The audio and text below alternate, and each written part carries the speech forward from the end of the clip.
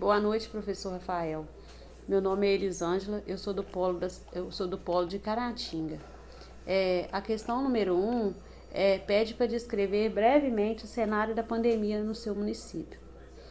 Então, a cidade de Caratinga, tem cerca de 92 mil habitantes, conta com um hospital de referência do SUS para Covid-19, com mais ou menos 30 salas equipadas com respiradores mecânicos e, de acordo com dados da Secretaria Municipal de Saúde, o município tem 220 casos confirmados de Covid e 7 óbitos.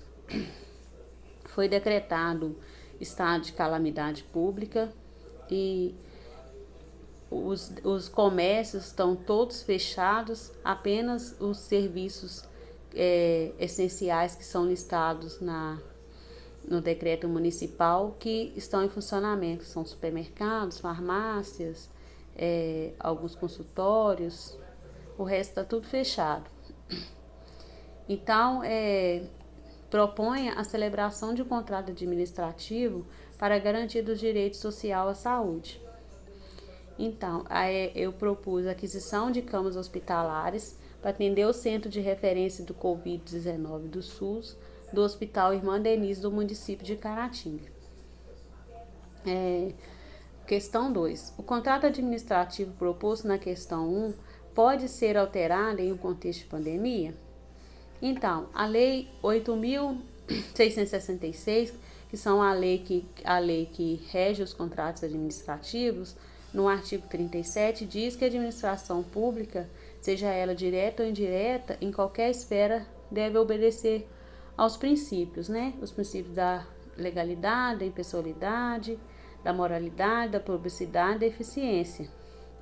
E ainda no inciso 21 desse artigo, fala que toda contratação ela deve ser procedida de licitação e os contratos decorrentes eles devem vincular as propostas ofertadas e que qualquer mudança proposta no edital configura ofensa de regras de licitação. Só que o regime jurídico, no artigo 58, no inciso 1º, ele garante que o contrato pode ser modificado unilateralmente, visando sempre a melhor forma de atender aos interesses do Estado e respeitando o direito do contratado, dando à administração pública poderes de modificar os contratos.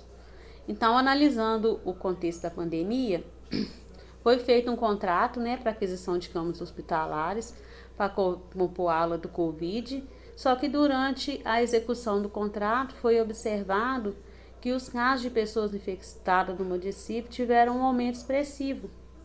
E diante dessa realidade fatídica, achou-se necessário que a quantidade de camas solicitada fosse maior. Então, foi solicitado que fosse feita uma revisão contratual com embasamento no artigo 65, no inciso 2º, que o artigo fala que torna possível um acordo entre o Estado e o contratado para o reequilíbrio econômico, financeiro, decorrente de fatos imprevisíveis e que impactam ou inviabilizam a execução contratual. E nesse caso específico, é preciso aplicar a teoria da imprevisão, onde serão ajustadas as obrigações contratuais, as condições presentes,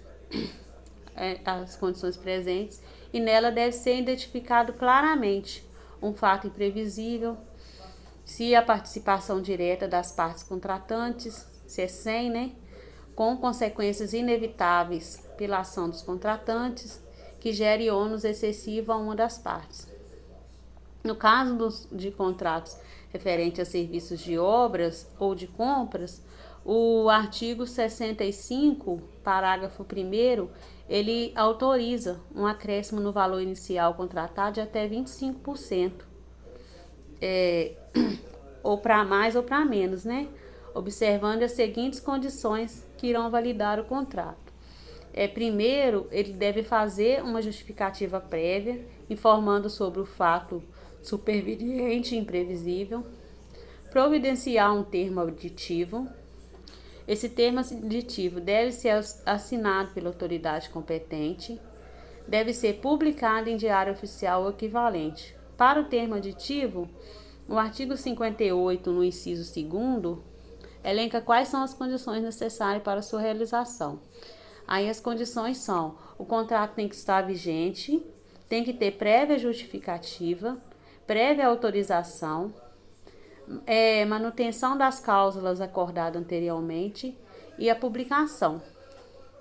A questão número 3 pergunta se o contrato administrativo proposto na questão 1 poderia ser reincidido no contexto de pandemia. Então, é sabido que os contratos administrativos, eles buscam a realização do interesse público. E por esse motivo, as razões para rescisão contratual, ela deve ser analisadas cuidadosamente. O artigo 78 elenca 18 motivos para rescisão de contrato, mas alguns eventos inesperáveis podem acontecer, impossibilitando o cumprimento de cláusulas contratuais.